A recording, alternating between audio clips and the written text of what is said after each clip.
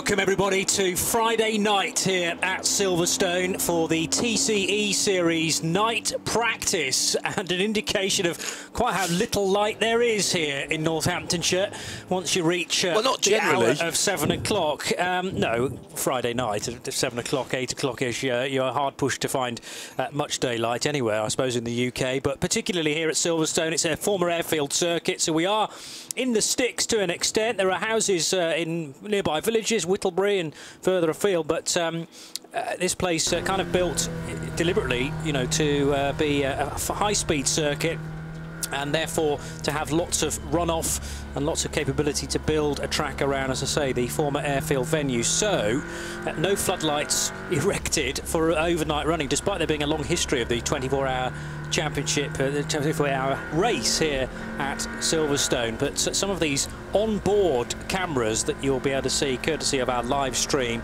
are not going to tell us an awful lot about where the car is on the track. Indeed, if it is on the track, this is the Blake-Molen Seat, I'm reliably informed, but quite where it is on the track, I have no idea. That seemed to be a reasonably long straight, so I'm going to guess we're heading round Stowe Corner now, with away in the distance. That's the wing. I am right, because we're heading now out of Stowe, down towards Hindhaught's laughing at me. Yeah, and you're absolutely spot on, Johnny. You stick to your guns. End of the Vale. I was laughing at how little you could see. I told you. Club Corner. Club Corner. International Pit Straight. There will be a little bit of light now over to the right because of the wing complex. I don't think the lights will be on in the wing at this time of assuming night. Someone's left a landing light on.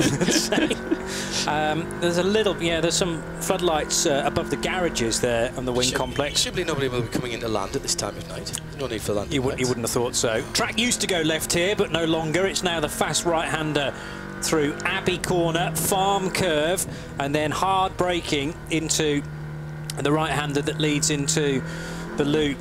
So it's thank you. That's always the one I forget. Village, the loop. Abbey's the one I always forget. I know. I always remember Abbey because Village. it's so blooming fast. It's a totally different dimension, isn't this place, when you're driving with headlights and possibly being in the car with the naked eye and the lights focused for the driver rather than the onboard camera.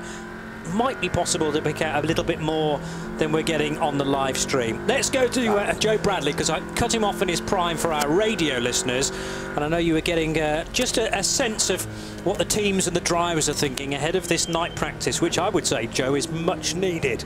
A man that can perhaps give us a little bit of perspective on just what it's like out there is GM Lippman, a familiar face and name to Creventic Series viewers. GM, you're in the 155 numbered Cupra. It's not a Seat Leon anymore, it's a Cupra. It's the Kawasaki liveried one, everyone. You'll see that out there on the track.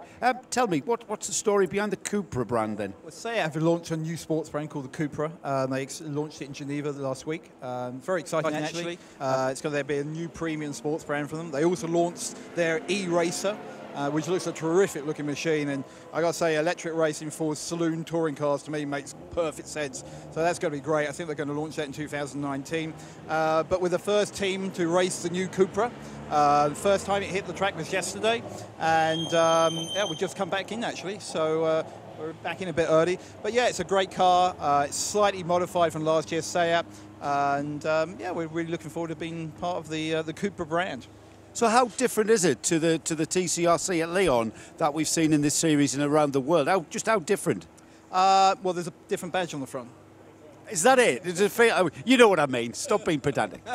Yeah, it's still the same. It's still the same base car, but it's just part of their strategy, the marketing strategy, to have a more sporty, fun, engaging brand. So I think it's great. Seat are a terrific motorsport supporter. I mean, their cars, people don't know, they make the VW is basically the same car as the Seat.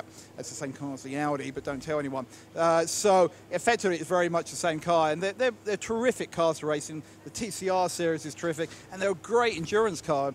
So if it's wet tomorrow, expect us to be overtaking Lamborghinis. Simply because we're just much better in the corners, and we got better downforce. Yesterday in practice, I was going past Lamborghinis and Porsches. They were struggling, and we were doing it. So I'm not sure what lap time is going to be. I know the GT3s were really struggling out there. 3-minute laps. I mean, I'm kind of thinking we're going to be in the 240s, but we'll see. But they're good fun. That's interesting. What's tonight all about, GM? What's the plan of action for this 1 hour session? The clock's ticking already, isn't it? Besides scaring the bejesus out of us, it's basically it's acclimatisation, just to understand how the track is at night. Main thing is trying to get the lights working. It's very dark here at Silverstone.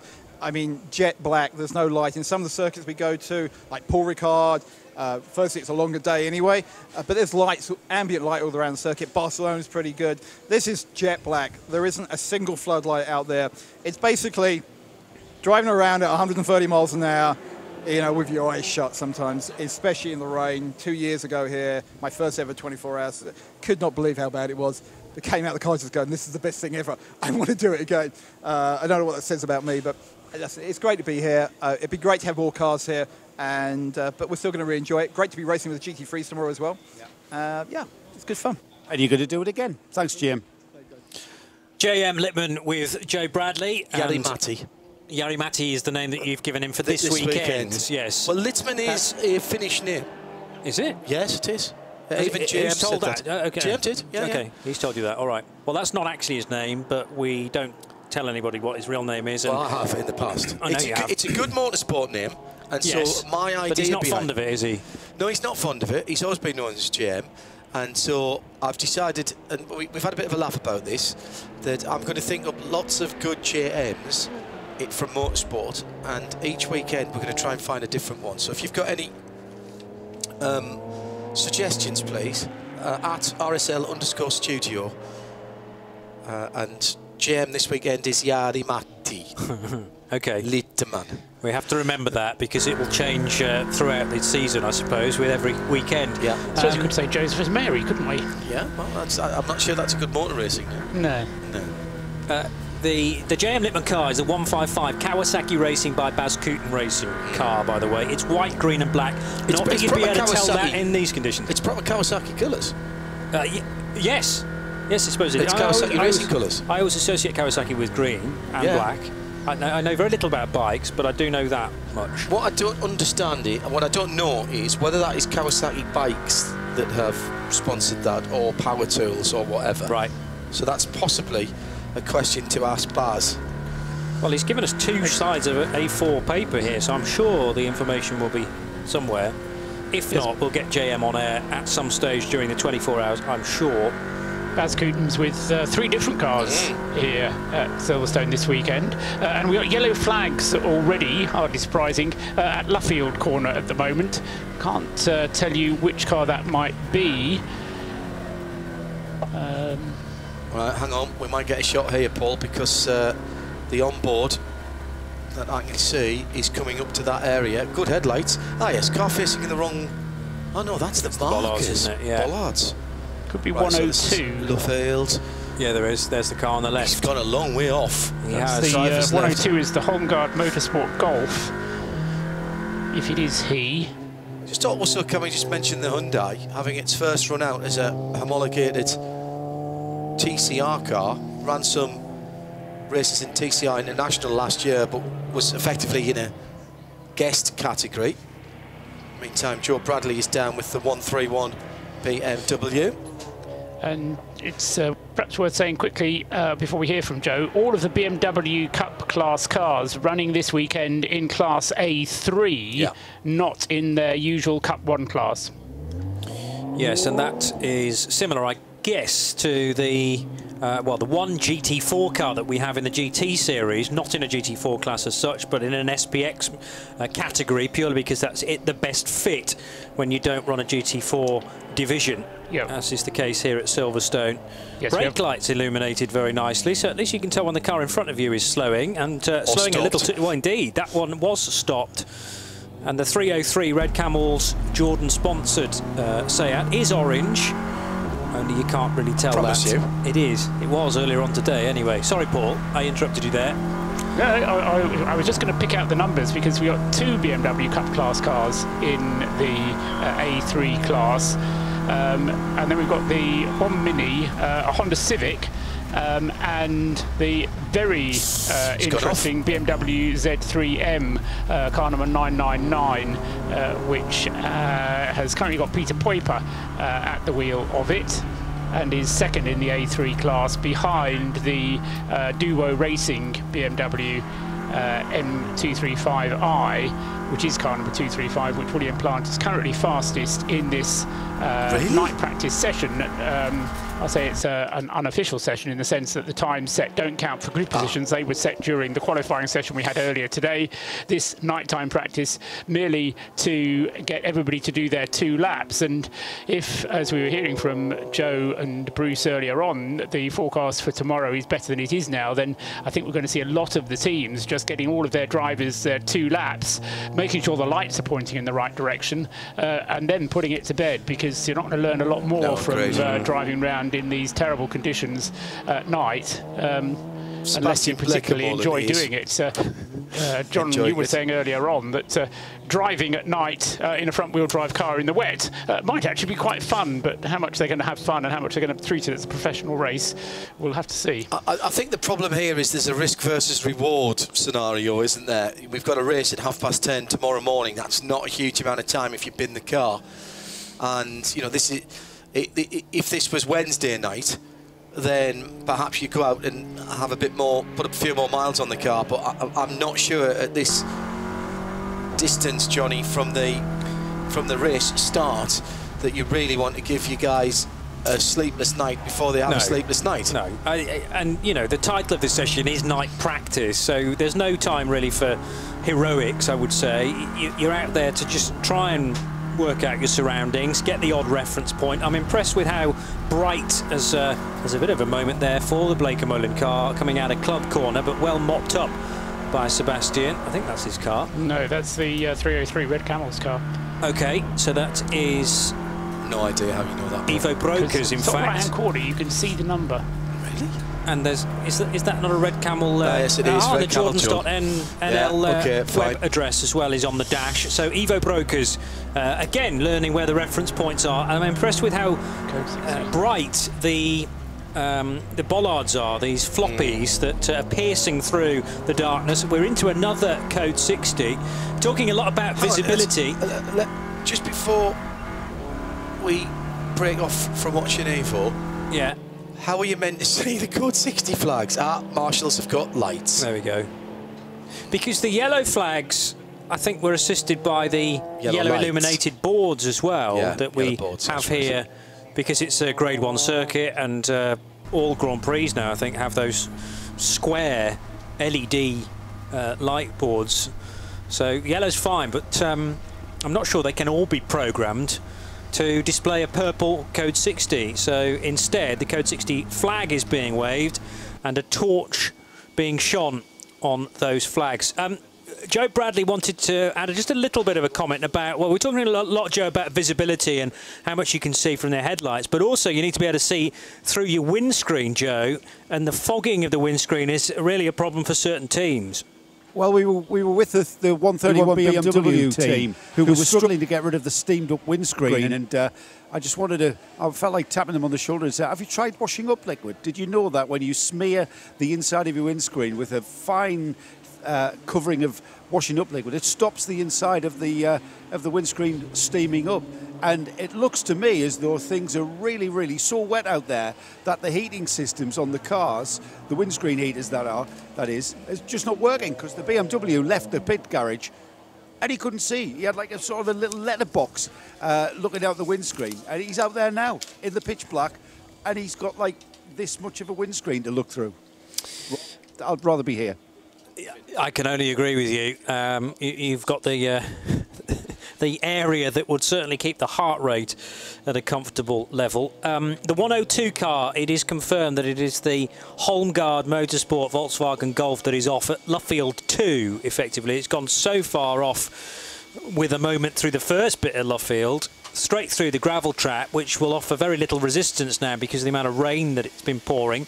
And it was Rene Rasmussen at the wheel of it at the time, Johnny. I would imagine it's virtually reached the tyre wall there, and I'm not sure whether it's made big contact with the barrier, but the marshals, 4 or 5 of them, were down there making sure that Rasmussen was okay. And even though we're in code 60, as far as the drivers are concerned, apart from not going around very fast, they're still able to do their qualifying laps. So that if you've got a driver in the car at the moment, he has to do 2 laps during the night, whether it's code 60 or not, doesn't matter, they still count. So at least from the point of view of getting your drivers qualified, it just means it's a rather slower process to get yourself round. There's the Hyundai on the screen being pushed and pulled into its garage. Danish flag on the rear wing, and I suppose you either love it or hate it, pale blue car. I don't think I would want that in the front driveway, but it's certainly very distinctive. It's not a street car colour, is it? That's kind of what I was getting at, yes. But then on the other hand, if you're looking for it in the car park, then easy to find. The car not having its first race, but having its first race, as John Hindhoff said a minute ago, as a homologated TCR And if you look on the front of that car, you'll see that the sponsorship from Eva Solo, and this effectively, the driving team, although it's entered as Hyundai Denmark, isn't it? This yes. is the Christensen Team Eva Solo team that we have seen Team K Reiser. I thought so, right, okay. So it's the driving talent from that. Yeah, Jakob Christensen yes. is the Christensen who runs K Reiser travel company. But apparently Jakob isn't very well, or at least that's what I heard this morning. There was some doubt about whether he would race, but the idea was that he would be here and he would get into the car and practice it. And he's just getting into it, I think, once he's finished having the discussion with his team colleague, and that's Per Poulsen, who's just got out of the car. The red and white helmet is Per Poulsen, yes. Sorry, that is Christensen. The white helmet is Poulsen. And I'm thinking Team K Reiser have raced a Peugeot RCZ. Correct. In the past, yes. Sometimes in Danish colours. More recently, it's been in a sort of racing green and yellow livery too. Thierry Blaise is now in the pit lane with Bruce Jones, our other voice from the pit road. Thierry, it's a very dark circuit at Silverstone, and it's been raining. What was it like? You're out in the Motorsport Development Golf. How much could you see? I see not too much. some parts there are some fog, and the difficulty is to have too many water on the track. And I think it's not more water. More maybe I think there's some oil on the on the land. Yeah. How well do you know Silverstone? Oh, sorry. How many times have you raced? Is this your first time at Silverstone? No, this is my 3 or 4 time. Okay. I know this weather in Silverstone. I'm not nervous in this condition. I know that. This is the funny track for that, but it's not so easy. Best of luck, Thierry. Thank you. And let's stay in the pit lane with Joe Bradley, who's got Per Poulsen. So we're heading back to the Team Hyundai Denmark team, Joe. Yeah, we heard the Hyundai coming into the pits there, Per. Problem with the lighting. I see the guys are rigging up some sort of wiring loom. Yeah, we have a problem. I think they have sorted it out, but they have to, because if you don't have the lights, you can't see nothing. That was my question. Just how much can you see? Nothing. The left-hand corner is not possible, because if you don't have the light who's spreading out to the left, you can't see anything. And adding a bit of rain and a really wet track, that can be quite exciting. Yeah, and then right now there's a lot of stone on the track. The whole track from the LMPs is stone everywhere. And what's your thoughts on the Hyundai TCR car at the moment then? Early days for the car, we know. Are you enjoying it so far? Yeah, it's a very enjoyable car to drive. And we hope for some wet and we had a dry weather. Yeah, because the wet, we don't know the car well. So in the dry, it's a lot more easy. With it being a new car, are you expecting any problems regarding reliability? Because it's a bit of a test bed bringing a car out for such a long race. Yeah, it is a test, but we don't expect any problems. But you know, 24 hours is a very long time. And the weather forecast, what have you heard? A bit of rain. Is it? Yeah. All right. It's going to be a challenge. Thanks, Per. master of the understatement, perhaps. Per Poulsen there, a little bit of rain. There is more forecast, and we're going to go back to green flag running within a minute, I'm told by our screen. Still code 60 for a time, but give that another 20 seconds and the situation will have changed, I'm sure. Just a point of order and a bit of housekeeping from earlier on. Not sure who it was that was talking about it. There is no AstroTurf at Silverstone anymore. That was me. That was me. Right, I knew it wasn't me. I've just been taken to task there. There is no. Don't blame John, because that was a Johnny Palmer statement. I'll hold my hands out. But that's after a number of World Endurance Championship meetings through the years, peering out, you know, from our little. You don't get much of a view from that little commentary booth. The whole 10 yards that we could see. But you could often see. Oh, there is a spin for the 303. Red Camels, Evo Brokers still. Yes, it is. Evo at the wheel. And we're back to green, and that's the first thing that Evo's done, I'm afraid, is loop the car. But at least he knows not to push that hard next time around. And he wasn't going to rip up any AstroTurf while he was doing it? Correct. Yeah, there was a probably metre-wide strip of AstroTurf out of club corner, so that must have been replaced by something, unless they've just extended the curb, and it's curb, and then I think it's been paved. Right. Yeah, I think that for that very reason that the AstroTurf didn't stick so well, so get rid of it.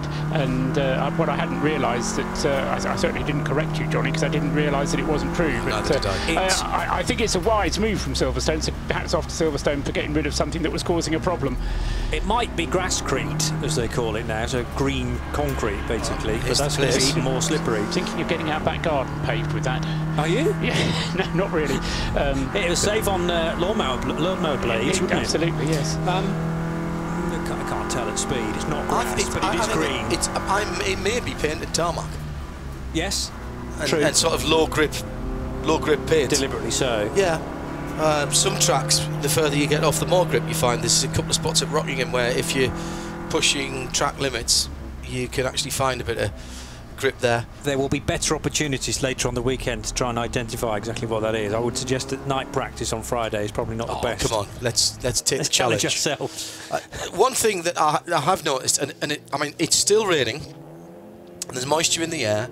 There's a bit of fog at various places from temperature inversion. There's spray hanging in the air, and yet the new breed of additional lights, these LED light bars, are just fantastic, aren't they?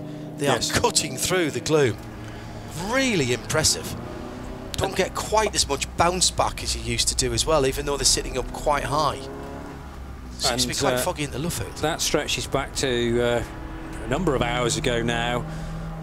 Points made by Paul Truswell about the light technology that has really come on leaps and bounds thanks to the Le Mans 24 Hours and manufacturers developing headlight technology in order to see down the Mulsanne Straight. So something else we have to thank that great endurance race for. A big just wiggle there. Spin, just wheel spin everywhere as soon as you put your foot down. Yes. But as we were talking with Johnny Morlam earlier on, JP, wheel spin in a front wheel drive car isn't necessarily the worst thing. You can just moderate your foot on the throttle and the car will keep pulling, roughly speaking, in the direction you want to go to. Try doing that on a rear drive car through puddles and you would lose the back end. If you come out of it straight, you're very, very lucky. But even with standing water and aquaplaning across, you'll tend to keep going in your direction of travel. Your momentum skips you across and you'll spin up the front wheels, but you know, all right, you keep going. The other challenge, though, that we're seeing now from the onboard shots is when you come across other cars, how much more the spray. I mean, you know this from motorway driving. How much more spray you get onto the screen when you're close behind another car. And talking of which, Evo was very close to another car there as he was turning through, I think, Copse Corner and going up towards Beckett's. What was that? The 103? Well, the 102. The Home Guard Motorsport car. So that's no longer in the gravel at Luffield Corner, and Rene Rasmussen going three abreast with Evo Brokers and another car, which I wasn't able to identify. 3 into 1, 3 into Stowe Corner was never going to work. Thankfully, there was a bit of give and take there, and Evo Brokers decided not to slot up the inside of the Home Guard Motorsport crew, but that could have been a big incident had there not been some yielding there. Ooh. lots of wheel twirling. It's very similar to Stewie Hall's type of driving, although it's a very different beast, of course, that Stuart Hall is here with in that Mercedes. But Stuart is supposed to be driving in the 24 hours as well. Yes, he'll have to do his 2 laps. Because he's driving in the Accelerate Audi, not the Accelerate Mini, but the Accelerate Audi. He's one of the drivers of that car. But the big difference in it's all the MQ platform that these cars are based on, but the big difference for the Audi is it's got a boot, not a hatchback. It's the booted A3, yeah. It's the sedan. Let's go down to the pits and Bruce Jones. Who have you got? I've got Alan James, who's got out of a dark liveried, well, a black Honda on a very black night and also a very wet night. What was it like out on the circuit?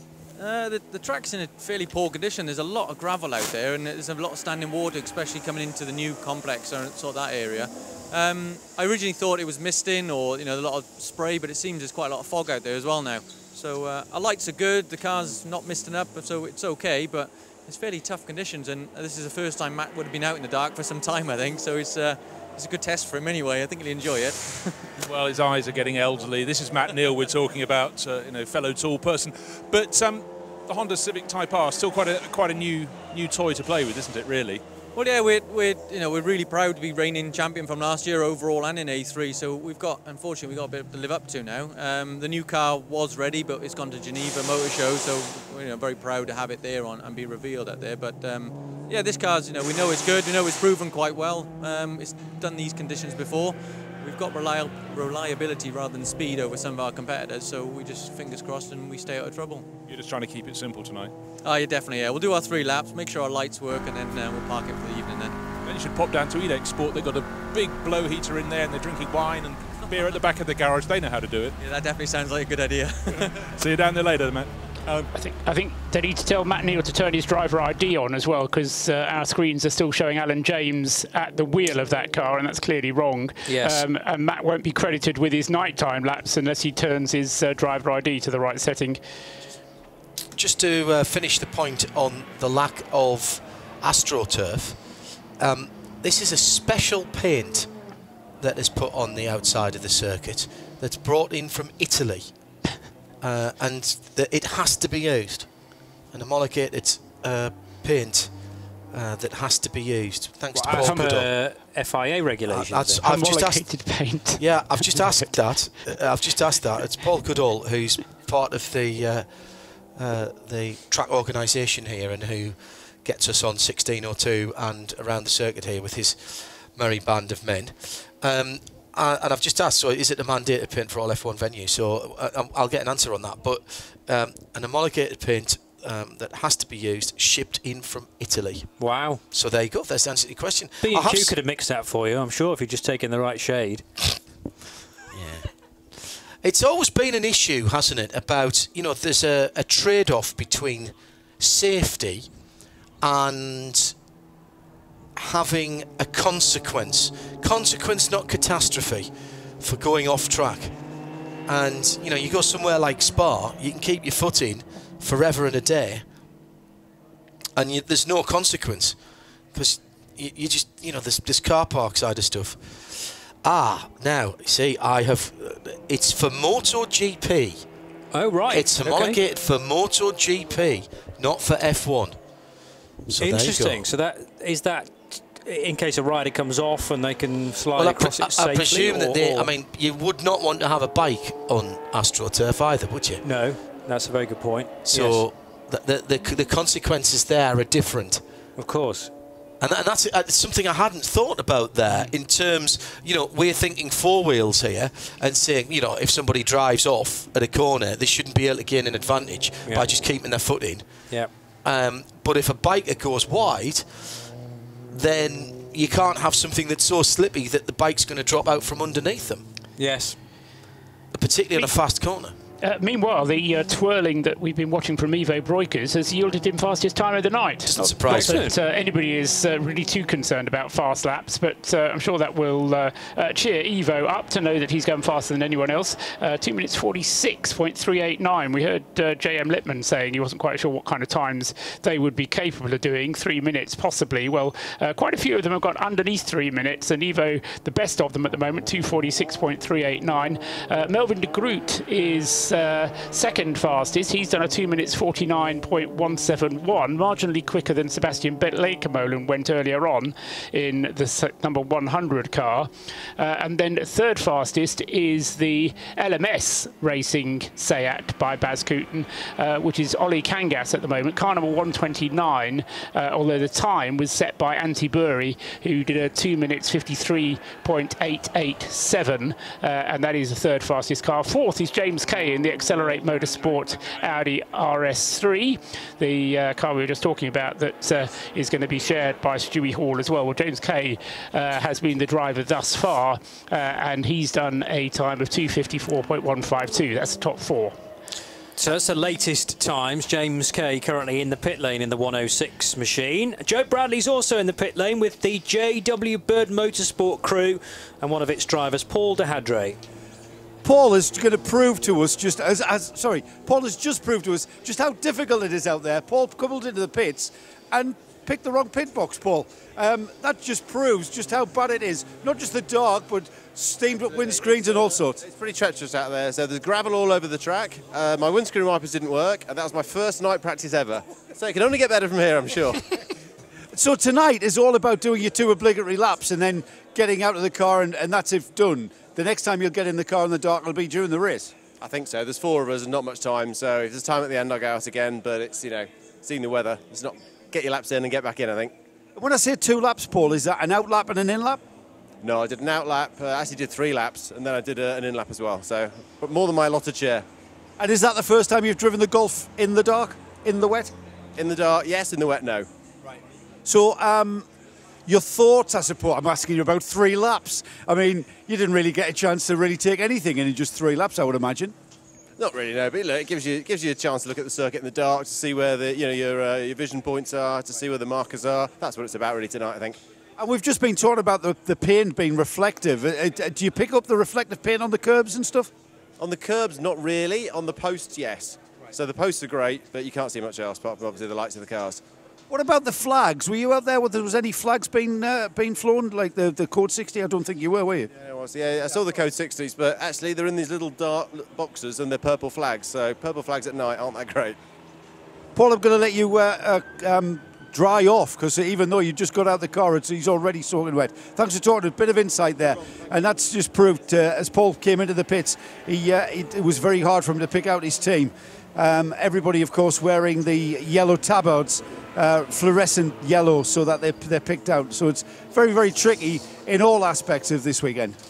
One of those situations you really hate, I suppose, is when you've got the demister on and you've got the wipers on and you still can't see very well, so you kind of wipe the window clean, and then you realise the reason you can't see anything is because it's foggy. Yes, and I think that's what you've got a big smear on the windscreen where you've wiped it too. Yeah, quite. So yes, I have more information on edges of circuit. Have you? Okay. Just to mention, Paul Dehadray, no stranger to a Volkswagen Golf, and indeed no stranger to JWB Bird Motorsport either, because he's regularly been a runner in the Volkswagen Racing Cup with that team and in Golfs, together with Sirocco's, I think, at times as well. So he'll know this place very well. In the wet as probably too, but just not in the dark. What more do you know, this, John this Heinolf? mandated paint is grippy.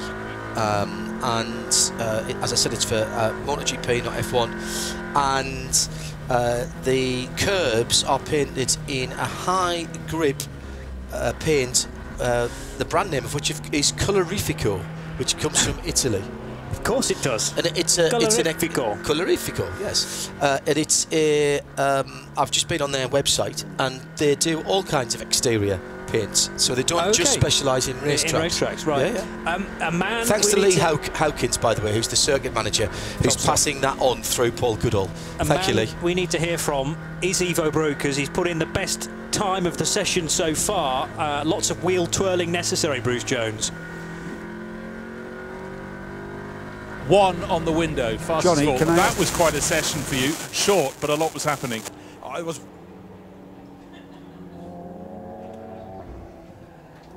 Here it was, I think, 20 hours of 24 was raining, and we were running in a diesel, and I enjoyed it that time also very, very much. It was also very fast, and now it's perfect. It's really nice to go out in the dark. You don't see anything. The car is sliding and playing with the throttle, and I'm really enjoying myself. Well, it looked good on the TV because obviously we have the onboard in your car. You were working hard there. Oh, I didn't know that. I didn't realize that because maybe it looked a bit overdriving it. But I'm enjoying myself. We have a very light tail happy, and we have to control that. And you do that with the throttle, and maybe it was a little bit on the edge, but still everything under control. And I was laughing all the time. So is that you finished the evening? Rick has just taken over the car, if that's right, and then you've got Constantine Calco to drive, and then will you park the car in the garage? Yes, actually we said we'd do only 2 laps, but I was enjoying so much and Jan said, Ivo, come in, but I know it was going well. And I said, he had a purple time. I said, okay, and didn't reply anything at all. So Rick is doing now 2 laps, maybe a little more, and then Constantine's, and then we finish for the day and prepare the car for tomorrow. You can just hear your smile in your voice, Ivo. You had a great session. Well done, sir. Fabulous time, and now young Brokers, Rick, taking that car over and has already set the best Sector 3 time of anybody in this session. Meanwhile, a little further down in the pit lane, Joe Bradley has seen, I think, a driver change, and you were suggesting to me off air that there's something in the regulations about the driver that's getting out has to help the new driver getting in. Yeah, and I wasn't sure whether that was an obligation or just an advisory or just an option. Or whether the outgoing driver must help the incoming driver into and belt him up, etc., etc. By the way, I'm with the team that posed that question to me. Was the 221, the JW Bird team. That 221 Golf is back in. We heard Paul Dehadray tell us that it didn't have any wipers. Well, it looks like it still hasn't got any wipers. And I think they're just going to send the car out because I still haven't seen any wipers move across the windscreen. Car just about to ease out of the pit lane now. And is the wipers not working, Carl? Yeah, the wipers don't seem to be working, but we need to try and we've got lots of Rain-X on there, so the water's beading, but it's more important to qualify all the drivers, so we're going to have a look at that. They can all see where they're going. It's not great conditions, but you just got to make the best out of a bad situation. Says a man in shorts standing on the pit lane in torrential rain with 4 degrees of ambient. He's from Stoke-on-Trent. This isn't cold. He is from Stoke. Yeah, that explains it all. Your skin's waterproof. Otherwise, when you got in the bath, you'd soak it all up, wouldn't you? Exactly.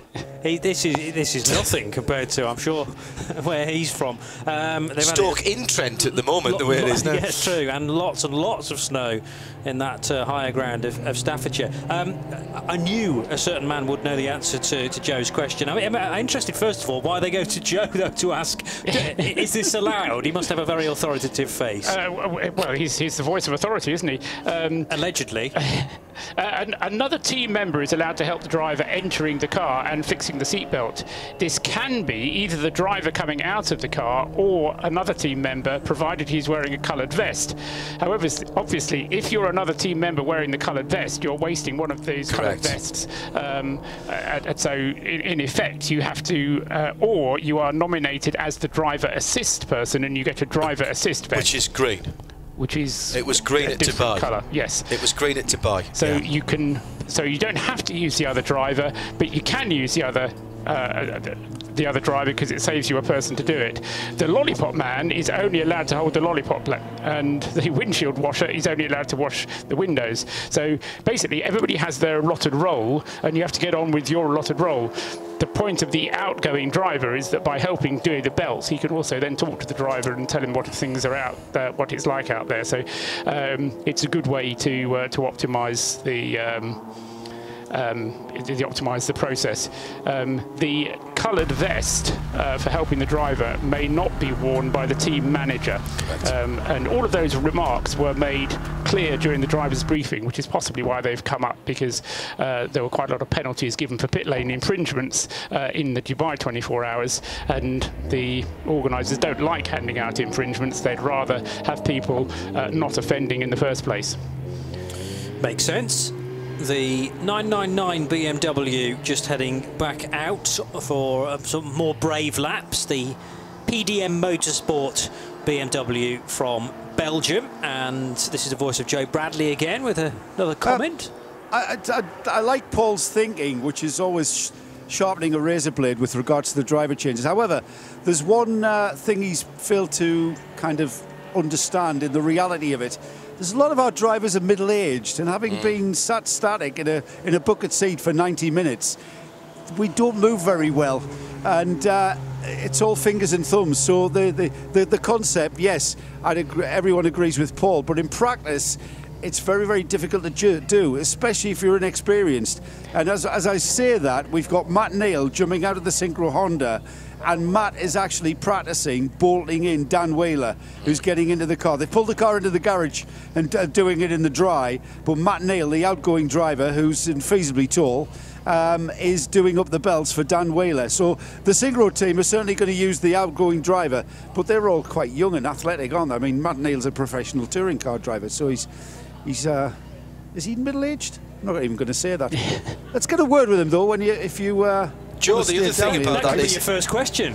Yeah, absolutely. Are you middle-aged, Matt? I'm not going to do that. He's too tall. Joe, the other point about the drivers getting out is if you've been in there and you've been concentrating and sweating, you're absolutely haggard by the time you get out. You can't concentrate on anything, can barely see your name, never mind bolt somebody in. I've got him just out the car, so first thoughts, Matt? You've driven in the dark before, I know that. Yeah, it's horrible. I just can't see very much, and obviously they've resurfaced Silverstone, so it's working out where the puddles are going to be, because obviously with the old surface you roughly knew where they were going to be, but now it's a bit of a lottery because it's obviously with no light out there. You can only see so much with the headlights because there's a mist down over the far side of the circuit, so it's pretty tricky. Bad as the Nürburgring that time you did that one? It's up there. I'll tell you what, you can't see anything out there. It's mad, but it's good. The car was good. The little Type R was great around there. I know that there's only a small amount of cars. Maybe, is it going to get dark before the GTs bail out? No, it's not, is it? So you are going to be on the track with this amount of cars. I was going to say, Matt, surely it's a little bit easier if you've got cars around you and unless one of them goes off into the fields, I suppose, and you follow them inadvertently. Yeah, unless one of the quicker ones fires into you, I suppose. But I'm glad the quick stuff's getting out of the way before darkness comes. But I don't think we're going to get rain tomorrow night, so, well, hopefully anyway. So I think we should be all right. It'd be a long stint if it was these conditions. Yeah. I don't know what the forecast changes by the half hour. Didn't you do a touring car into the night here?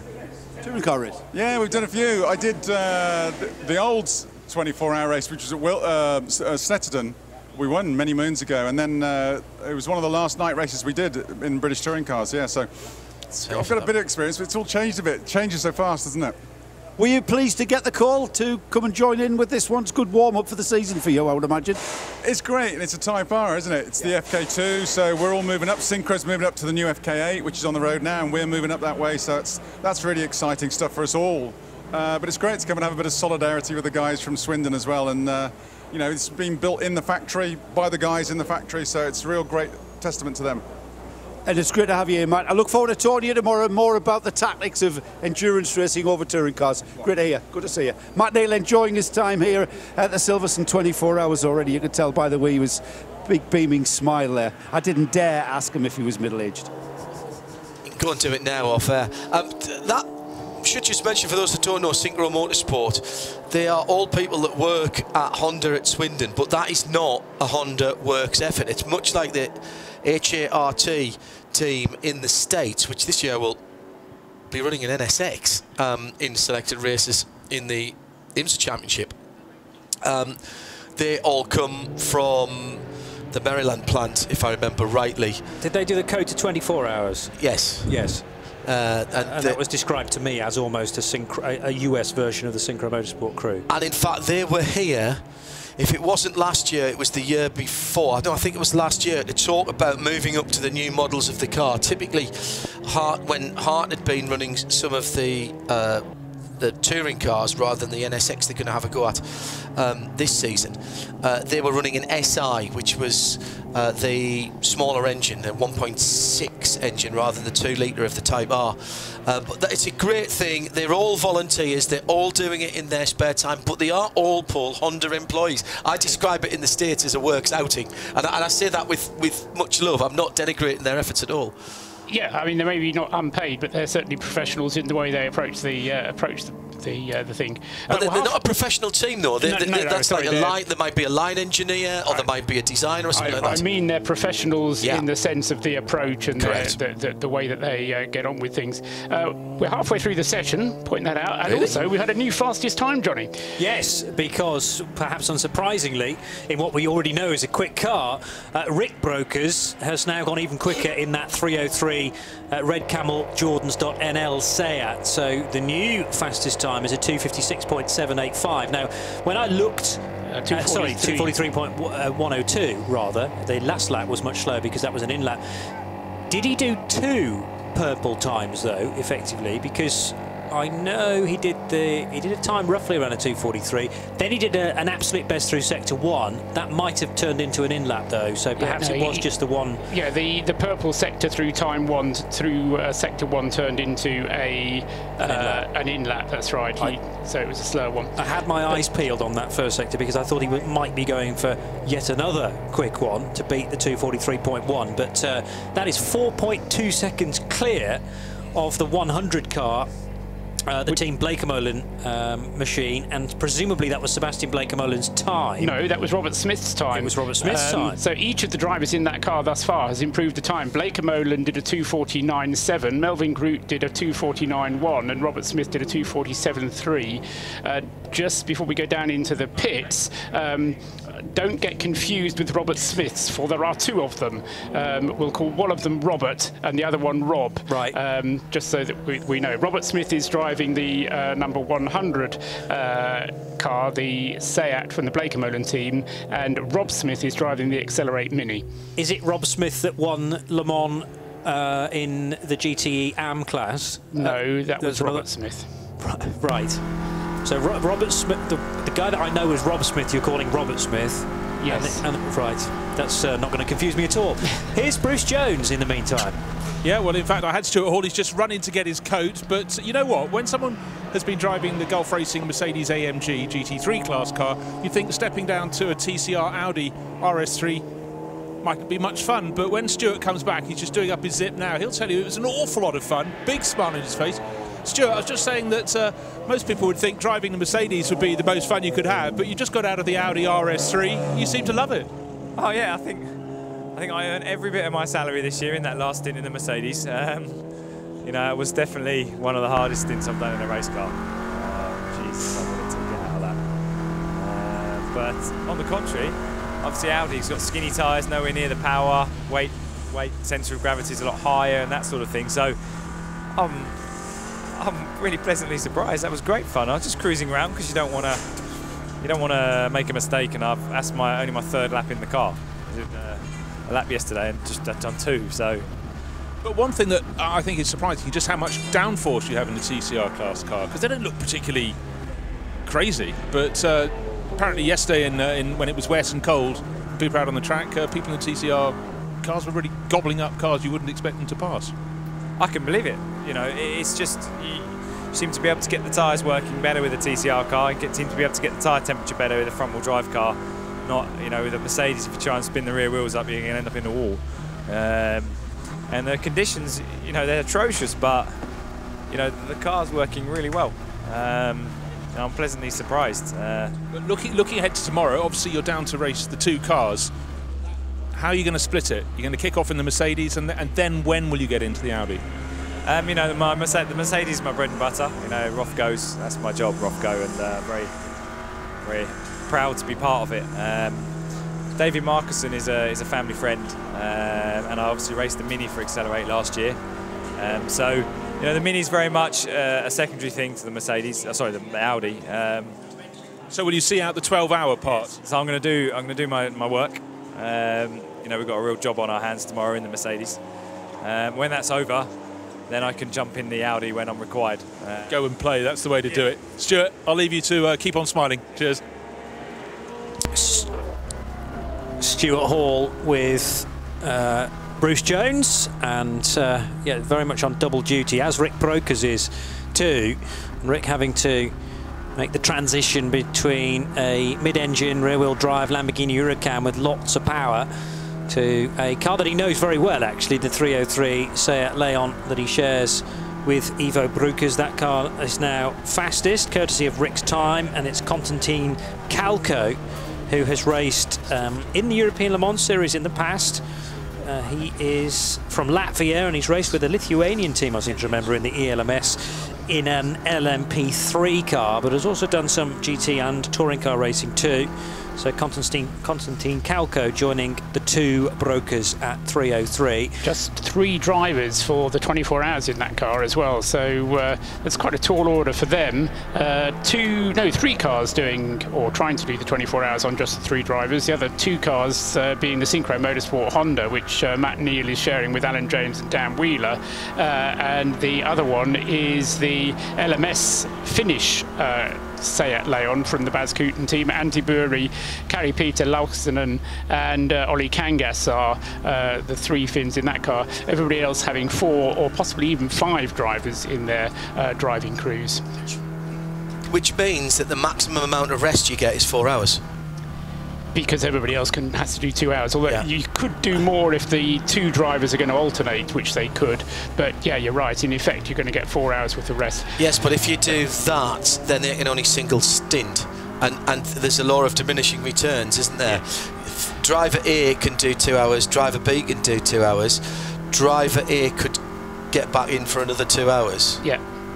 Yeah, you could do it that way. And then your other driver could get back in, a 6-hour race, a 6-hour rest, and that would probably what they would do in order to give somebody a longer rest. But the other point that could happen is that if the conditions are poor, these touring cars will do an hour and a half, an hour and 3/4 anyway on a tank full of fuel. So they may well elect to do nearly the 2 hours on a single tank full of fuel, and then just bail out. And then just bail out and change the driver. Speaking about brokers as well, there's another brokers coming along, Luke Brokers, who's part of the administration team here, and I was talking to him earlier on. He's hoping to get his driving licence and start racing this summer.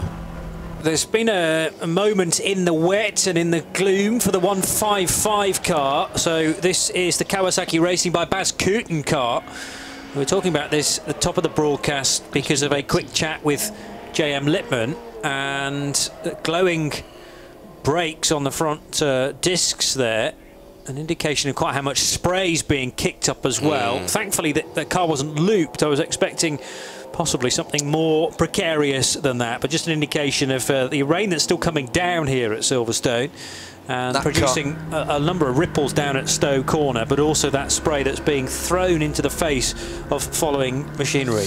That car is noticeable out in the darkness by the 2 green LED strips down the grille of the car. And Jim telling us about the Seat sporting brand. Seat's always been the young, sporty and fun arm of Volkswagen AG, but they've now decided that their sports models, which have been called Cupra forever and a day, have their own badge.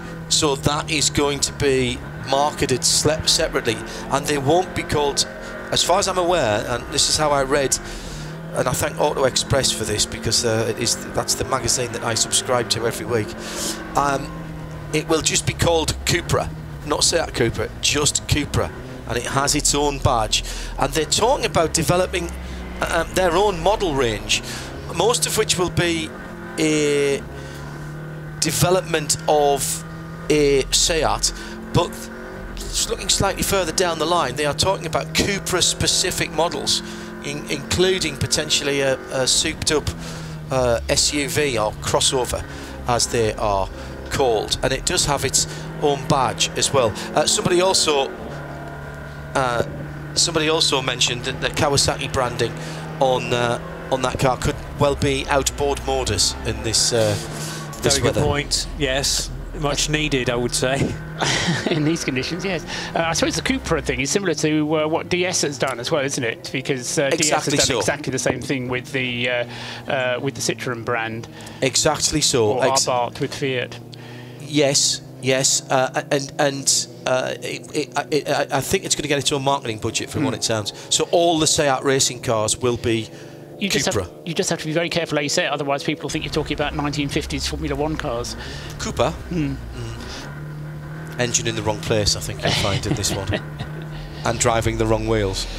Unless it's just going in the wrong direction, of course. Possibly with that. We heard from Stuart Hall that he'd been in the car, hadn't we? What we didn't hear was whether he'd set the driving identifier to the correct slot, because according to what we've received on the screens, we haven't actually had Stuart Hall in the car number 106, so I'm guessing that one of the stints that was down on the screen as being James Kay was actually Stuart Hall, but he'll have to fill in a form and take that up to the race direction, otherwise it won't count, because they do get very precious about that at Creventic Racing. Bruce confirming to me that it was James Kay initially and then Stuart Hall, and Stuart saying it was a dream to drive compared to the Rofco Mercedes in these conditions. I don't deny that. I'm trying to get somebody to tell the team that they have to fill in a form and take it up to... well, they might be ahead of you. Fingers crossed they are. Yes. But obviously the driver ID was not correct, and we've made that point with... somebody else, wasn't there, early on in the session that hadn't triggered? It was Matt Neal's car. And that they did change it. They did get an official thing from the timekeepers, so the timekeepers will change it for you. That car, the 106 Audi, currently in the hands of David Markusson, so they're cycling through their drivers with, I think, Sandy Mitchell, the only one who still has to drive that car. Oh yes, Akhil Rabindra has also yet to drive that car. So 5 drivers lined up for the Accelerate Audi. So they do have to get through all of those 5 drivers in the hour and a half of night practice, 2 laps each. Pleased to see both Akhil and Sandy making a brief jump across from the British GT Championship from GT4 level. They raced with Black Bull Garage 59 in a couple of McLarens last year.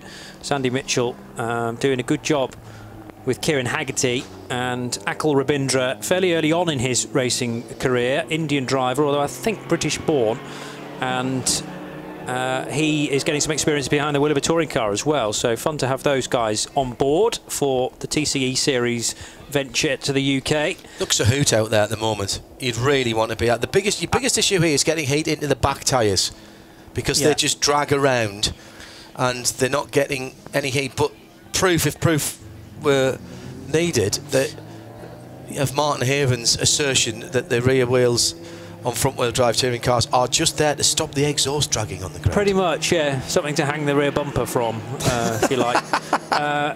Yeah, but I think conditions are worsening. Bruce Jones, you reckon the rain is now heavier than it was at the start of the session? I'd say it's doubled in intensity in about the past minute. Wow. So spot on the weather forecast, Bruce. It said heavier from 7:45 to 8 o'clock. Yeah, and I've just worked out where I'm standing actually is a gap between the side of the building and the side of the building. The rain's coming straight down. I thought I was undercover, but yeah, twice as much rain now. Again, a lot of the crews are just working their way through their order, and as you mentioned, a few teams have 5 drivers to get through, but for the rest, I think they'll be parking up fairly soon. Most of them are just putting their 3rd driver out now. And you don't have to do anything stupid in these conditions. It's basically to tick off the requisite number of laps you need to do as per the regulations, and then get it home straight and safely.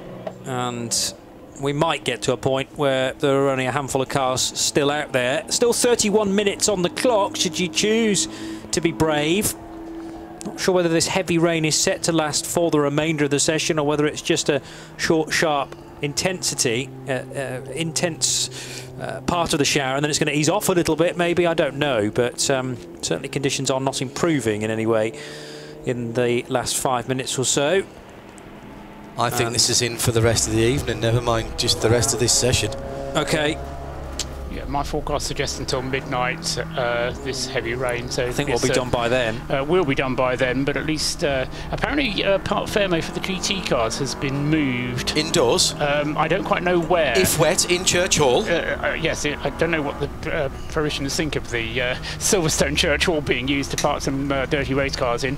But no, I was told, because I was wondering whether to go out and see whether they were putting covers over them, that they've actually changed their mind about where they were going to have it, because they were going to have it on the what's used as the Parc Fermé for club racing on the national circuit, but it's been moved. Now, whether that's put under some kind of cover or not, I don't know. The 102 car is back out on track. That's the Holmgaard Motorsport VW Golf, another entry from Denmark, and yeah, that was it the one is Magnus Holmgaard, in fact, at the wheel. That was the one that ended up in the gravel, you going to say? I was going to say it's Jonas Holmgaard at the wheel of it at the moment, rather than Magnus. I've got an M on my screen. Right, okay. But that's not necessarily correct, of course. Yes, that's because he's just he's on an out lap. Yeah, sorry, Jonas has just got out. Right, yes, okay. So Jonas has just got out of the car and handed it over to Magnus, who's yet to do a lap. See, we could have avoided all that by just saying it's Holmgaard in the car. We could have done, yes, absolutely. Where's the fun in that?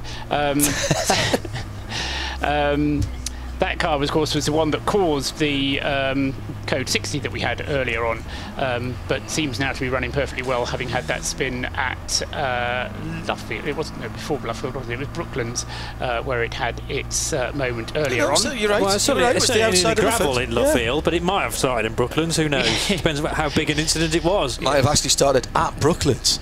And the way the weather is at the moment, it was still sliding by the time it got here. That's a good distance, yep. I was doing a track day at the Mercedes World, lost it, and ended up with the gravel at Luffield. What? Oh, I've done that. We've all done that. Yeah. So, team's still cycling through drivers, and that will be Marcus's first experience. He's come straight back in. I don't blame him. I've had enough. I know where the track goes. I don't need to do any more. Put the car away, quick. Has he done 2 laps? No, his out lap was his in lap, and that doesn't count as 2 laps, I'm afraid. So he'll come back in, get his heart rate back down to normal. Exactly. And wipe the inside of the screen, and then go out and do another one. That's all you have to do. Yeah. Nothing says it has to be past the start-finish line. Just 2 laps. True. Absolutely. Yep. Come no back heroes, in for guys. No, yes. Come back in, take a deep breath. I've got a brown paper bag for you to breathe in and out of. There you go. Yeah, Dan Wheeler is out in the Synchro Motorsport car number 76, the Honda Civic, fastest in A3. There's 2 classes in the touring car race. To the TCR class of the TCRs, and then the A3 class, which is a amalgamation of Mini's BMW 235i's and the Z3M BMW. And the Honda. Yes, sir. That's leading the class. Yeah, good. Good. Is that their new car then? Yes. That's the first time we've seen the car? No, it's still the FK8, the Honda Civic, the synchro car. Yes, weren't they supposed to be putting a new car together? Did that? I thought we heard it was the FK8, which means it's still the old one. All right, okay. Oh, sorry, it's the FK2, so it's still the old one. Okay. Yes, and they're moving to the FK8, I think. Yes. I thought that was meant to be ready for this race, that car. The synchro car? Yeah. Hang on a minute. To show instead. Went to the Geneva Motor Show instead, reports Bruce Jones. You maybe caught the back end of that. Also, for the Holmgaard Motorsport Golf, a bit of a drama, do we think, Joe Bradley? It's a strange one. I'm going to take out shares in Paper Roll because the guys have just almost used a full roll. The hatch came open on the car, and they had to mop the whole of the inside of the rear of the car out.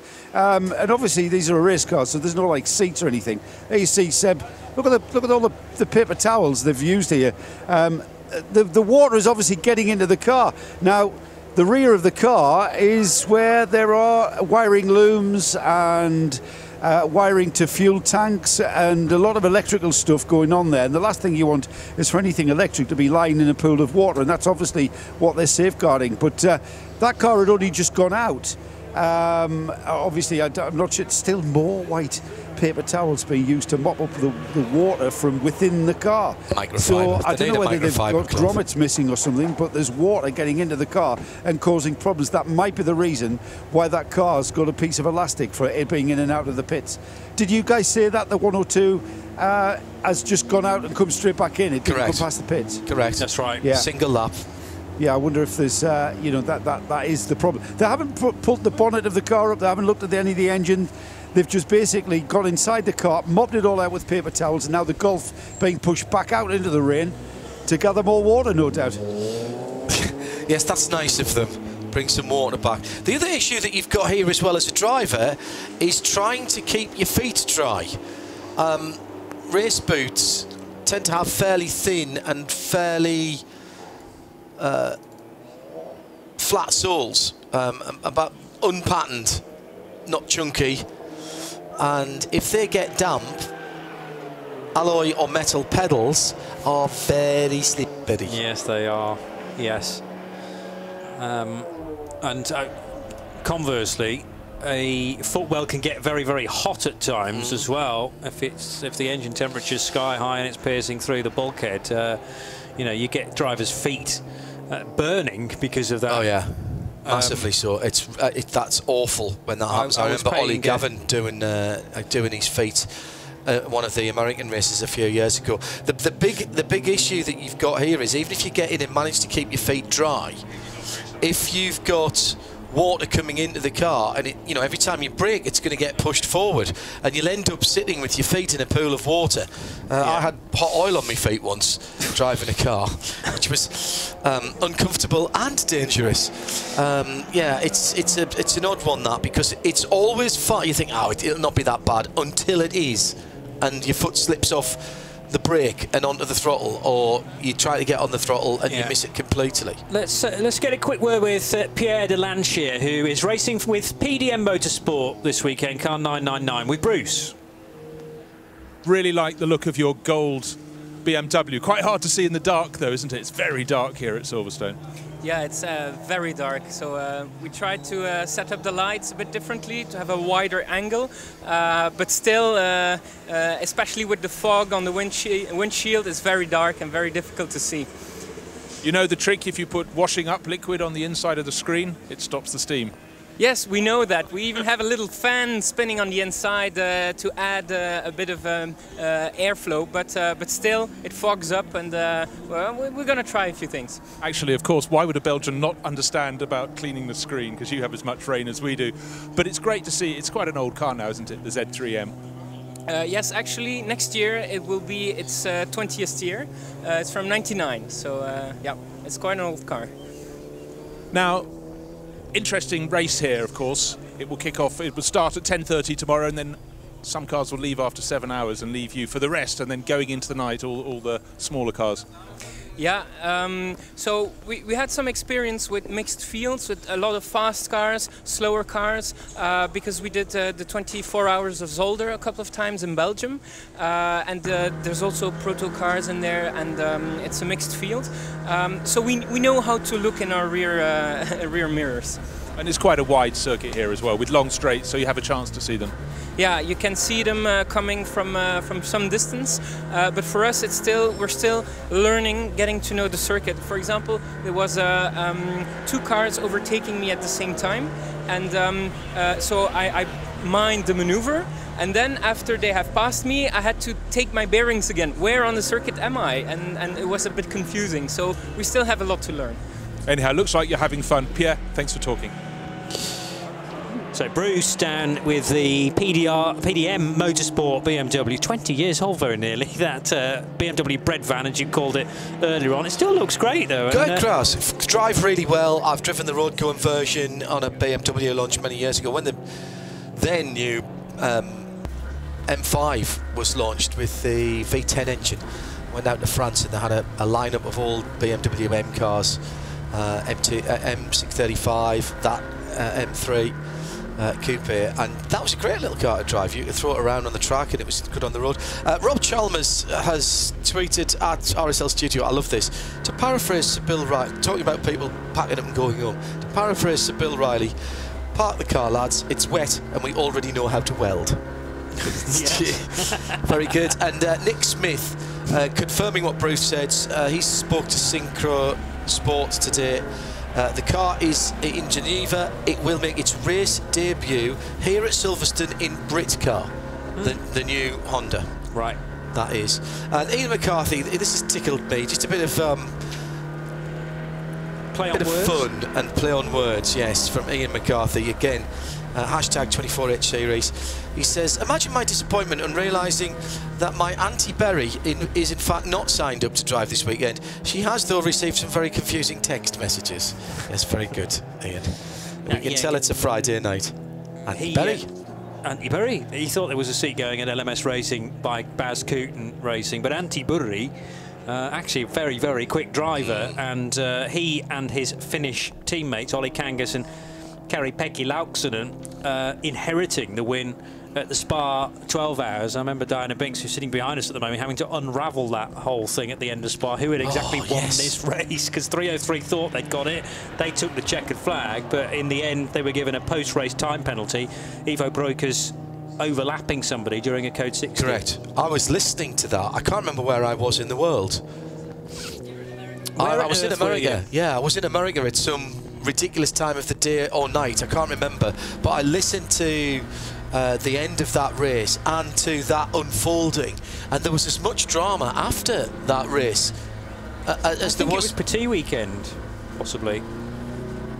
Was it that late in the year? Yeah, it was October. It was early October. All right, I think. then yes, yeah, you're right. That's when it would have been. Such drama as it was coming through, and Diana had the unenviable job of going up and effectively telling them they hadn't won. Yeah. They did take it very well, yeah, they did. Always just such an awful thing to have to say to somebody. Always much better to tell them, by the way, do you realise you've won? No, he was second. Particularly because, though, towards the end, Rick Breukers was managing the gap back to the second place car, and had he known they were going to get a penalty, he would have pushed on and tried to extend the gap. But, that was decided, I think, well, it was being decided at the time of that final stint, and they got the news more or less underneath the podium when they thought they'd done everything to win it. So, motor racing, I suppose, it giveth and taketh away, just in equal measure. Diana's now talking off air, and I'm going to have to try. Well, you could. Hang on. Yeah, switch microphones, John, and we can have a quick chat on air. The session, by the way, is now an hour and 12 minutes old, so we're nearing the final 15 minutes. Still some brave runners out there. How many cars have we got? Actually, the bulk of them, only 5 in the pit lane, and a couple more coming out for more, including the 221 JW Bird Motorsport entry and the 136 Motorsport Development car.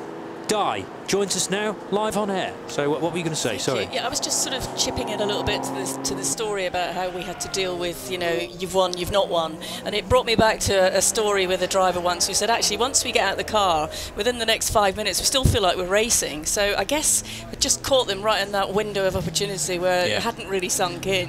Or maybe that was a good thing for me. Where your adrenaline is sky high because you're thinking, we've got this race won, but all we need to do is keep it clean now and get it to the finish, and job is done. And then, the pit lane reporter comes up and goes, "We're just hearing that actually you might not have won this race." Somebody's got to tell him. And as you say, it was taken in good part. And to then see the flip side of that, and to see Auntie Burry's face to kind of go, what are you saying? We've won this race, and you go from just elation, missing out to then sky high elation. That's why we love this sport, I guess. It is, because it can just pivot on such a quick thing, and sometimes, I mean rarely thankfully, but after the race, if a time penalty has to be soaked up, then you get this radical change of results. But that's going to stick with me for a little while longer. And those Finnish guys, I mean, I knew all about Antti prior to that race, but Olli Kangas and Kari-Pekki Lauksonen really stood out for me as stars in the TCE class. Do you want to stay on for a bit more? Or why not? John's gone. John's gone. All right. So I feared, Paul, that these cars may start to drop like flies, but we've only got, now 6 in the pit lane of a 15 car entry, and one's gone to the fueling area now. In fact, Dan Wheeler rejoining as the A3 car that is fastest so far. Yes, I think you were suggesting that they would be falling like flies out of choice rather than out of necessity. And yeah, I mean, I think we heard a bit of it, didn't we, earlier on from, who was it? It was Paul Dehadray, who was saying that if he had a chance, he would go out and do a little bit more if there was time. And yeah, I think we've probably seen as much as we're going to see from either of the cars that are first and second in the list. So both the Red Camel-Jordans, Seat number 303 and the Blakemolens Seat number 100. They've both qualified all of their drivers now, and I don't think we're going to see anything more from them. However, I think probably most of the rest of them are going to come out and do a little bit more. Possibly the Honda Civic has done all that they have to do. They've put all three of their drivers through. I think, as you said earlier, though, Paul, most people, the conditions are really bad out there, so they are doing the necessary. And then if they're going out for another couple, then they'll take it very steady, and because they want to get to tomorrow, don't they? Absolutely. A car that's not quite going to plan, though, Johnny, just observing that one, is the NKPP Bas Koeten car. Yeah, another one of the Cupra TCRs. It's Gijs Bessem at the wheel, and that car has come to grief. I'm struggling to work out whether... Oh, well, turns 5, 6, 7 and 8, all covered by yellow flags. So that is the Vale. No, before that, isn't it? Yeah, 5 is actually the end of Beckett, so... Yes, it is. And then Chapel is 6. But there are also yellow flags at 7 and 8. We're going to go code 60, in fact. That suggests 2 incidents then, probably. If there were yellows at the start of the hanger straight, but also a yellow flag at the end of the hanger straight as well. And going round to the end of the Vale as well, because turn 8 is Vale going into Club Corner. Right. So unless this car has dropped some kind of fluid or slippery surface. Anyway, the code 60 is out.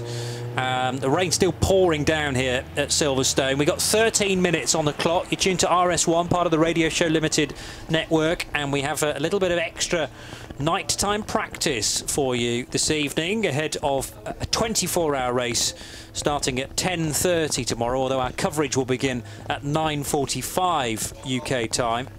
And we're racing twice around the clock then from 10:30 tomorrow morning, not only for the 24-hour race for the TCE series, but that will also provide the finish and the second half of the 12 hours this weekend for the 24-hour series, so for the Proto and the GT series, I should say. So we've had 5 hours of that already, 7 hours still to come. The 155 car is another machine that is off track. So Jan Sorensen was at the wheel of the 155 machine. It was 5th fastest, so that explains why we've got yellow flags on such a long section of the track. Gijs Bessem off in the 175 and Sorensen in the 155 car also in strife. The marshals Johnny, with a fair old job. I know they've got a difficult job tonight, but watching the screens here in the booth, yes, generally when we watch the screens outside it always looks a bit lighter, so it must be incredibly dark for the drivers. I mean, it's dark to us looking at it, but the actual reality is it's even darker, isn't it, out there? I mean, camera technology, you know, far outperforms the human eye and has done for many years. The only slight difference in this case is that I think the driver is slightly higher up in the car, and obviously the headlights will have been focused purely for the driver, so you know, you do have this ability to kind of alter your gaze if you wish, whereas it's a locked off camera in the car. But 4 or 5 hardy marshals out there now pushing this car vaguely back towards the track. I mean, we always heap praise on the marshalling team for a regular race day. When you're in daylight, you might be in cold weather, you might be in rain, but I mean, that's another element. Certainly tonight, and I mean, all day it's been cold and drizzle and raining. Rubbish. I mean, you've been out in it. Absolutely. I don't mind the cold. No, I know. Well, not that cold, but yeah, no, they do a fantastic job, and but they love it, don't they? They love the sport, and they want to. It's all part of a team effort. Joe's asking me which drivers just got out of the 102. I think it's Marcus Holmgaard. Magnus. Magnus Holmgaard. Thank you, Paul. So Magnus Holmgaard did that single lap. Has he been out again? Or yes, right. He did. He came out and he's now done 4 laps. Okay. So we're going to have a chat then in a moment or two with Magnus. There's been a driver change there, but M. Holmgaard has done his requisite number of laps now, and he's handing the car over. Should be to Jens Molgaard, who is the only one of the 5 who has yet to do his 2 laps. And with 10 minutes left, it's going to happen for them. And say 10 minutes, even under code 60, should be enough to do his 2 laps. So let's just see how heavy the rain is falling on our TV screens there. We don't have to be out in it. We can experience it thanks to digital television. Lucky, aren't we? Absolutely. And I had the opportunity to swap with Joe. So for once, Joe's outside in the rain. I hope you're enjoying it, Joe. I'm inside the booth. He hasn't got a Binksy bobble hat, though, unless you've supplied him with one. We need to get some team wear organised so that all of our pit lane reporters have some sort of beanie or bobble hat.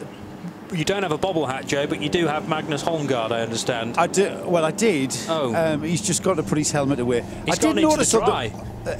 He's what, sorry? He's gone into the dry, surely. He has. He's got into the heated tent. His English is very limited, so he said simple questions. I thought I've spoken to you before, you know me. What I did notice on the 102 Golf was that the sidewall of the front tyres were completely dry. Now that tells me that they've got temperature in those front tyres and probably temperature generated from the brakes. Hang on, he's been hard to get. Just stay there, Seb. Hang on, here he comes, here he comes. I want to ask him about the amount of water that we found in the car. Magnus, I'm going to keep the questions very simple. We saw you go out, you came back in, and we saw the team mopping the water from within the car. What was that problem? There was foggy on the window, so we couldn't see the corner when we should turn in and turn out. And inside of the car, all of that water was creating the fog? Yes. So you didn't have, did you have any water on the pedals? Was that a problem? No water on the pedals, no. And once the team had mopped out all of that water, no more fog? No, it was fine after. You enjoy being here at Silverstone in the dark? Yes, it's dark and wet, very wet. And you're Danish, so the rain is, that's normal? Yeah, it's normal, yeah. Tell me a little bit about your other drivers. Have you raced together before? Yes, my brother and Roy, but the 2 others have never been in the car before. Oh, right. Yeah. Right. So everyone excited for the race tomorrow? Yes, very excited, yes. It's a long race, small field, every chance of being successful. So it doesn't matter what happens, it's going to be an idea to repair the car or whatever. You're thinking that way? Yeah, it's a 24-hour sprint race, I think. Right. Yeah, so no mistakes at all. If you make a mistake, you lose. Yeah. Yeah. So no mistakes, Magnus? No, thank you. Thanks for talking to us, Magnus Holmgaard, a man who's happy to be here in the wet because he's Danish. Doesn't matter. It's a home from home, isn't Thanks, it? Magnus. Great to have those guys with us this weekend from Hankook Motorsport in their Volkswagen Golf with the DSG gearbox, and the Golf in the TCR world is definitely the car to have, along with the Seat, but it's basically the same floor plan. Side-by-side action there for the brand new Hyundai i30 in that sort of eggshell blue, up alongside, I think, one of the BMWs. One thing I have noticed, Johnny, is how few of the cars have actually been visiting the fueling station. They've a lot of them been making pit stops, but they've been purely driver change pit stops, and then they've headed on their way. So in a way, that just gives you an indication of how much they're not taking this as serious qualifying. It's just getting the drivers their 2 laps that are required. They filled it with fuel before they start. An hour and a half is plenty for them to do the whole thing. So, as I say, I don't think we've seen very many, if at all, of them actually going into the fueling station. They've just been doing the driver change and then going back out onto the circuit.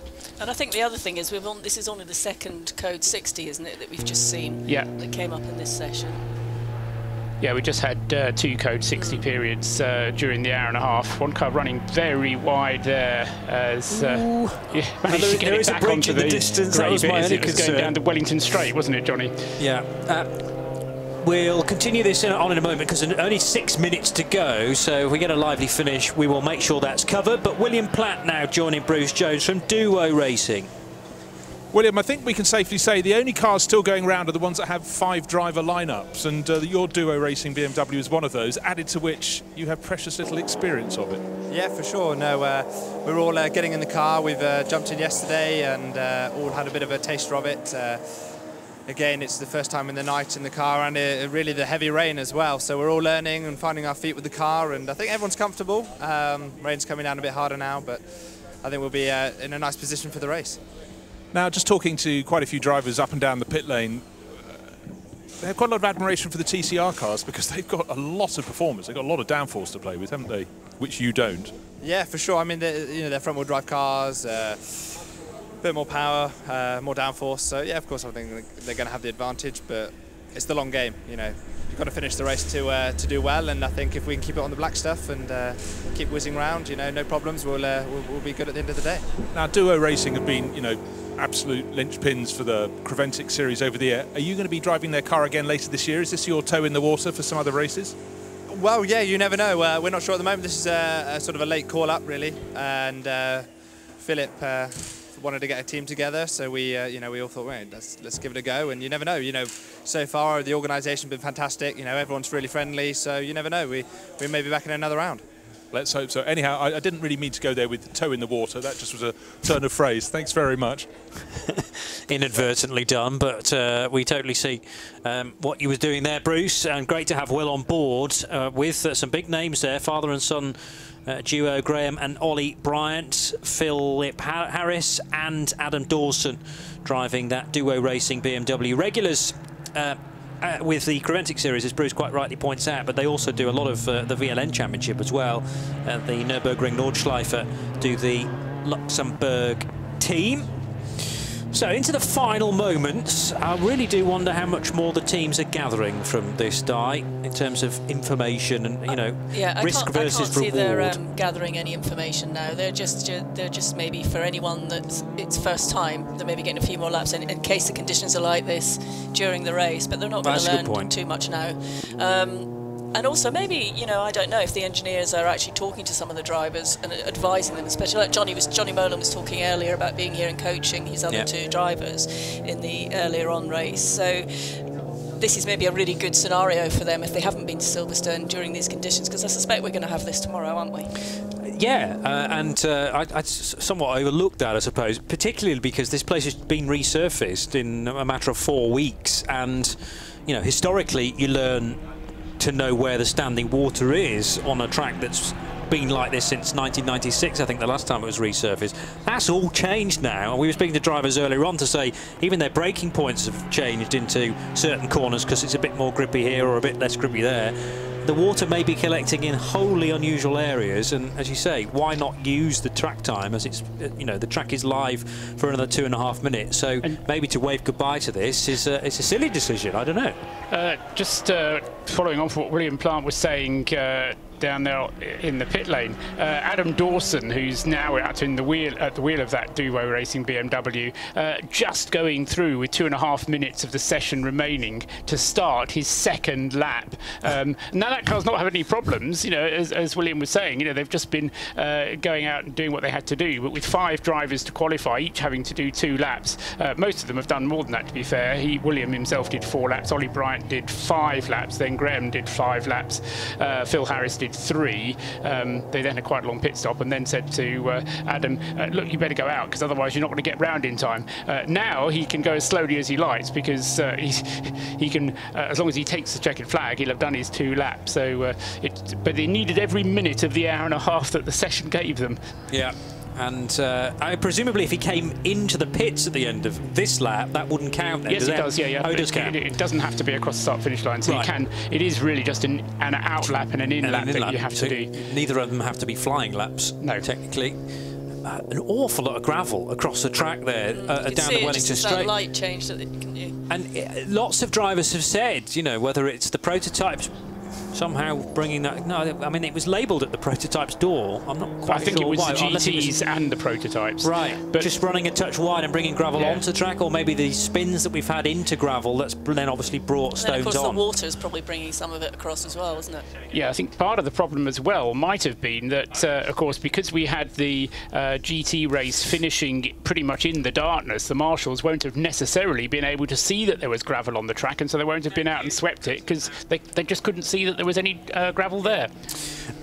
43 seconds to go, so the checkered flag's going to be waved very, very quickly indeed. Nobody really on a flying lap. They're all just making sure they get their requisite laps in. So a fine time to hear from a man that's running 3 cars, no less, this weekend at Silverstone, Baz Koeten with Joe Bradley.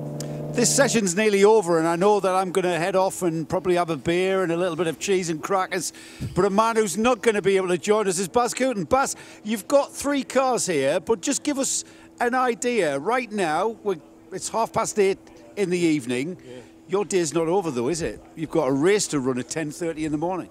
Yeah, and a lot to do. As 2 of my 3 cars, that's when you bring more. There's more chance to bring them in the gravel trap. Yeah. So 2 of them ended up today in the wet, in the gravel. So yeah, some work to do. Not only that, but just the preparation for the 24 is, yeah, it's a lot of work. We prepared a lot on forehand, but yeah, it will be night work. The checkered flag has flown for night practice, Baz. Tell me, when you say prepare for tomorrow's race, the cars have just come off the track, they're very wet, they've been used. What exactly do you mean by prepare for tomorrow morning? Yeah, we are mounting, of course, the brake sets which are bedded in for the 24, which can last as long as possible, and we have to change tomorrow during the race. And of course, all checks of all bolts. We have 2 or 3 new cars, so we checked them specifically in the last 2 weeks, and we build them up completely new for this event. So of course, checks, and prepare the parts, the spare parts. Yeah, and tomorrow at 10:30, it has off. What time do you reckon that job list will take you to this evening? As long as it takes, isn't it? That's it. There's only one goal. It needs to be finished. The work needs to be finished. Yesterday it was 2 o'clock, and the day before it was already late in the evening. And yeah, in the morning it's not late as well. So it's early, long days, short nights, and tomorrow 24. We'll have to do it. It's our passion. Baz, I'm not going to eat into any more of that valuable time. Thanks for talking to us. Yeah. Hashtag this is endurance. Yes, that's it. Good luck. Handshakes all round down there with Baz Koeten, though. He's got a very busy weekend ahead of him as the rain continues to pour. But a reminder on the live stream of what's to come then between now and Sunday morning at about 11 a.m. because we start our 24-hour race, and that is the second TCE 24-hour race of the year, the first of the European rounds. It's a 10:30 a.m. Saturday morning through till 10:30 a.m. Sunday morning. Surprise, surprise, being a 24-hour race. But the novelty of this is that we're weaving in to that, the first part of the 24 hours, the rest of the 12 hours here at Silverstone. Still 7 hours of that to run, and the grid is set up following the 5 hours that we ran earlier on today. So GTs, prototypes and the TCE cars all out on track at the same time for the first 7 hours. Then the checkered flag will be waved to part of the race, but of course the touring cars will continue on all the way through the night and into Sunday morning, and we'll have both elements of that race covered here, of course. So, thank you for joining us here on RS1, part of the Radio Show Limited network, or indeed via the live stream. My thanks to all of our pit lane reporters who've been put through the mill throughout the day, really, with the cool and the rainy conditions. Thanks to Paul Trustwell, to John Hindhoff as well. And we will see you tomorrow, bright and early. We're live at 10 a.m. From Johnny Palmer. Stay dry and good night for now.